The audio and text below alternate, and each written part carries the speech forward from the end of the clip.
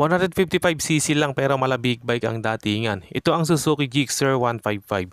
May buruskong tindigan, may matatabang gulong at syempre malakas na makina at low maintenance pa. Gumagamit ito ng 155cc air-cooled 4-stroke 2-valve single overhead cam fuel-injected engine equipped with Suzuki Eco Performance na may lakas na 10.4 kW at 8,000 RPM at hatak na 14 Nm at 6,000 RPM at meron itong 5-speed manual gearbox. At napakasarap nitong long ride mga tol dahil napakatipid lang kumonsumo ng gas na kayang umabot hanggang 53.3 km per liter. Grabe ang tipid mga tol. Samahan mo pa ng napakalaking tangke na may sukat na 12 liters. Sulit na sulit talaga. Perfect talaga pang long ride at hindi ka agad mangangalay dahil upright position ka dito. So kumbaga nakakategorya kasi to dun sa mga motor na touring bike.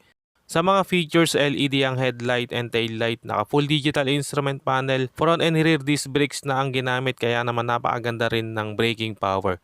At meron nga itong matatabang gulong na perfect kahit sa lubak na daan. Sa harap may sukat na 100/80 rim 17 at sa likod naman ay 140/60 rim 17. At samahan mo pa ng malaking front forks sa front suspension, grabe ang ganda ng hunting performance nito. Tapos sa likod monoshock naman ang ginamit. Pagdating sa presyo mga tol, mabibili mo ito ngayon sa halagang 104,900 pesos. Ano sa tingin mo, sulit ba para sa iyo itong Suzuki Gixxer 155?